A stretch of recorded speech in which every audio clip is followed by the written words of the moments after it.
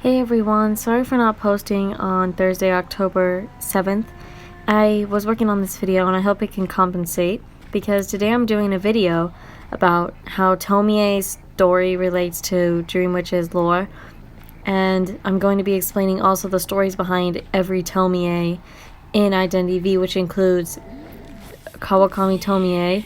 Well, I mean, they're all Tomie, but the Dream Witch, the main body for the Kawakami Tomie skin, the followers for the Kawakami Tomie skin, the main body for the painted girls, and the followers for the painted girls. But before we start, I'm going to be doing a prologue, which is explaining the Junji Ito skins in the crossover and how two Tomie skins came to be. When Identity V was newer, it did a lot more shop crossovers and a lot more Chinese server exclusive crossovers, like the McDonald's crossovers and other things I can't really remember the name of right now.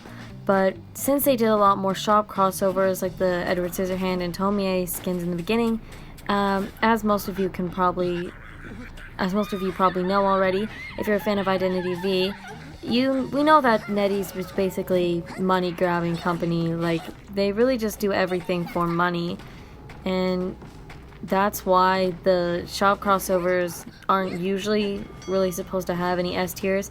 At least Edward Scissorhand didn't, and Junji Ito wasn't planned to have an S tier. I think there was 3 parts to the crossover, which was, I think it was only supposed to be 2 parts.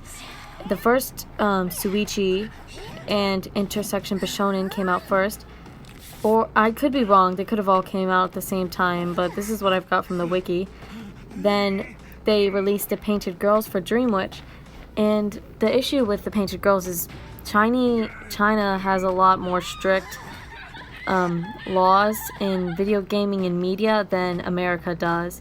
So the Painted Girls was too creepy for them, and they had to remove it from the game because of China's laws.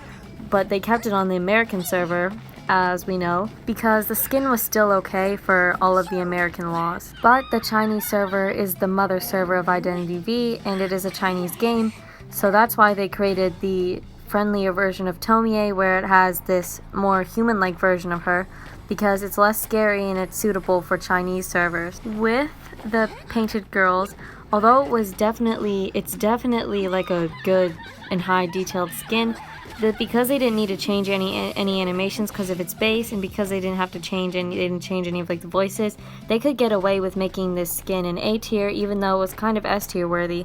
But with Tomie, the Kawakami skin, they had to add a new model, new animations. They even added a new voice box. You can't play that off as an A tier, which is why Dream Witch has 2 Tomie skins, and why one is an S tier while the other one is just an A tier. Okay, now that the prologue's over, we can start with section 1, which is to compare both Yidhra and Tomie. So the most obvious similarity between Dream Witch and Tomie is immortality. They're both immortal. Tomie is immortal as in she always regenerates, and Dream Witch is immortal as she just never dies. She's a god that lives on forever. Since she's always hiding in the dream realm, no real harm can come to her, as no one can reach her. The way Tomie is immortal, though, the regeneration, actually relates a lot to Dream Witch's other aspects, which is divide. Now, for those who are Dream Witch lore, like fans like me, you probably have read her deduction star quotes, because, you know, those can give you like insight to the character, because I'm pretty sure they're supposed to be canon lines the characters are saying. One of Dream Witch's 2020 deduction quotes is as follows: "Devour, divide, and fuse. The cycle repeats." Now, this is interesting. Devour refers to Dream Witch devouring creatures to gain their evolutionary advantages. Fuse, fuse is also related to divide, so basically to create her followers, she divides her consciousness and uses human souls. So the fuse is referring to the fusion of the human souls and Dream Witch, part of Dream Witch, and the divide refers to Dream Witch dividing herself to create the followers. Now, Tomie definitely knows about dividing, because that's the horror, basically, of most of her stories. A person finds her, something goes haywire, aka a man killing her, and then she comes back to life. But we also see that other Tomies can be created, that there can be multiple Tomies. If you split Tomie in half, each different part of that half, each half would regenerate another Tomie, and it would create 2 Tomies. Nettie probably saw this connection and thought it would be a good idea to make Dream Witch have the Tomie crossover skin, but that's not where their similarities stop. The similarity between Dream Witch and Tomie is themes of self-importance, which for Tomie is pretty obvious, that she thinks of herself as better than everybody else. She's always criticizing everybody else, and she always thinks that she deserves to get what she wants, and she is selfish, and she's not a very good person morally. It's not like she's a perfect, nice person. She's rude. We don't get the same kind of look into Dream Witch's personality that we get with Tomie, because it's not like the Veterans where we can watch a diary of her story. We just have to make inferences about her personality based on what we know about her. In more of Dream Witch's deduction quotes, she is talking to people, she's talking to like humans about how she can help them gain her insight and they can learn more about the world, but she also kind of disrespects them. And I have a line right here. One of her deduction quotes is, "Humans' limitations prevent you from ever knowing everything about the world. Why don't you follow my teachings?" While she may not be necessarily selfish sounding here, we know that it's not like these people are benefiting from becoming a follower. But there's 2 types of Dream Witch followers: the actual in-game followers that she makes, and the worshipper followers, which is who she is talking to here. She's talking to worshippers. She's saying, "Follow my teachings and I can give you knowledge." But in the end, she is using this to create these followers. Why would she want these followers? I'm not very sure. Maybe because she wants to take over the world? Maybe because she doesn't have any value for human life and just wishes them to be mindless servants. But either way, it seems that in the end, her end goal is pretty self-centered. On the topic of followers, our third similarity between Dream Witch and Tomie is followers themselves. Now, obviously, like I just said, Dream Witch has the worshippers and the followers, but ignoring the in-game followers, there's literally people worshipping Dream Witch, and that's exactly what happens with Tomie. Every man that meets her worships her, wants to do everything for her, and there's a whole chapter about how there's a group of men worshipping her. I mean, Tomie isn't a god like Dream Witch is, but she certainly has the effect on men, which is also related to Dream Witch's lore, that there's followers. And the fourth similarity is doesn't value men, which you might be like, how is this? Like, what do you mean Dream Witch doesn't value men? Obviously, we see in Tomie that she doesn't really care for men and she just uses them as accessories to make herself look better. But what about Dream Witch? Well, the H.P. Lovecraft god Yidhra, that, surprise, Yidhra is based off of, has many different, like, avatars and forms, and one of them has to do with getting her female followers to lure men over to her. And she can turn these men and well, I'm not sure what the H.P. Lovecraft Yidhra does with these men. Probably nothing good, but in Yidhra's case, she would be using their souls to turn them into followers. Because Dream Witch, also, keep in mind, she needs the worshippers to still be alive in order for her whole cult to be happening.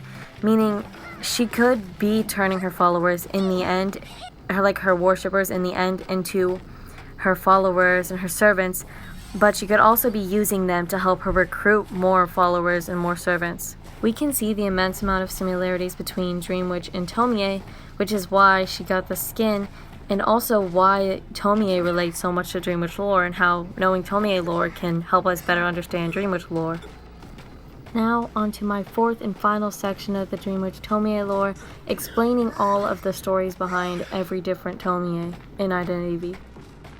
Going in chronological order, I'm going to start with Tomie from Chapter 1, which is Central Body in the Kawakami Tomie skin. The first chapter is telling us Tomie's backstory, which was that before she was this monster, she was just a normal girl. Of course, she still had her same personality traits. She was self-centered and all that, and she was sleeping with her teacher, cheating on her boyfriend, and she threatened to expose him to get him arrested, or to tell him she would get him arrested if he didn't leave his wife for her. And her boyfriend started to fight with her because, you know, he was cheating on her and he was angry.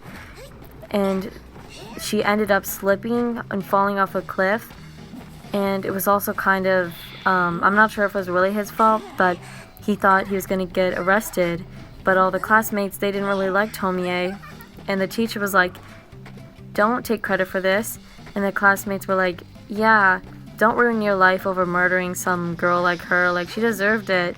So then he was like, okay, I guess. And the teacher told them, all the boys, cut up Tomie basically into different pieces, into 42 pieces, so that everyone in the class could take a piece of Tomie, and then they would scatter her everywhere. And that's the origin story of Tomie. Next up is Tomie from the Photo Girls, which is the followers of the Kawakami Tomie skin. In this chapter, it's about a girl who takes photos in school of boys and sells them to girls who have crushes on them. Tomie, who is part of, I don't remember, but it's like the making sure everyone is good council, is seeing her doing this and threatens to expose her.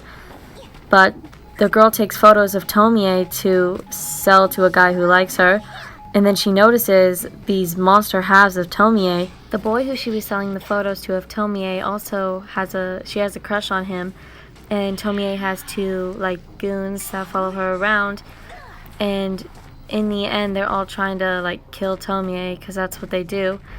And basically it ends with her, the photo girl, on the beach thinking about Tomie. She moves somewhere different though, and she's wondering what happened. Next skin is the central body for the Painted Girls, which actually takes place after the Photo Girl story, and the Photo Girl is still the protagonist. She goes to a mansion where she finds Tomie and her father, in quotations. She learns that this father is actually Mr. Tagaki, which is the teacher Tomie was sleeping with at the beginning, and she learns that Tomie and this Mr. Tagaki have been doing experiments on this girl to try and see like what is wrong with Tomie, which is the skin. So this skin is actually not fully Tomie because it's also experiments they were doing on this girl.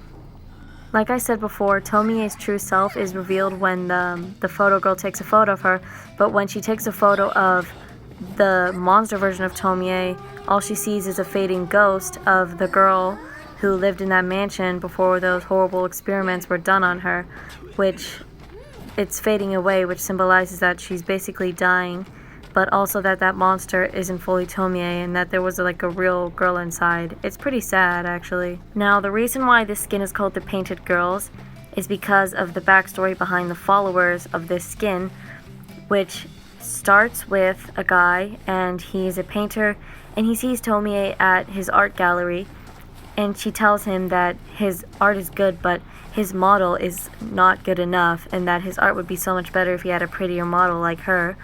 So she comes in and he paints her, but she laughs at him and she says that his drawing is pathetic and it's not good enough. And she basically is like super rude to this guy, so he's like, I don't want to paint you anymore. And she moves on to a famous sculptor because she is trying to capture her beauty in painting in art forms because she couldn't capture it with the photos because it would show her real monster form. But the painter guy sees this and he wishes for her back, so he goes to the sculptor's house only to stop him right before he's about to murder Tomie. After driving himself mad trying to capture Tomie's beauty, in the end he ends up painting her but with the monster form of her. And she gets very mad at him and she laughs at him again, and this time he strangles her, and that's the end. So that's the end of the video. Sorry if I kind of rushed the stories. You know, I'm trying to fit in the time limit of the games I had here, but if you want to know more about Tomie and the stories, there's so many other good chapters. I highly recommend reading it yourself. It's a great read. The artwork is incredible, and if you like horror, I promise you'll love the Tomie books, or you can just get the whole one, I guess. I'm so glad I could make a Dream Witch lore video. These types of videos are so fun for me to make because I know a lot about Dream Witch because of how much I like her, and I love getting to share my knowledge with people. So if you have any questions, I'll try to clear it up if you just comment them below. Otherwise, that's goodbye for now.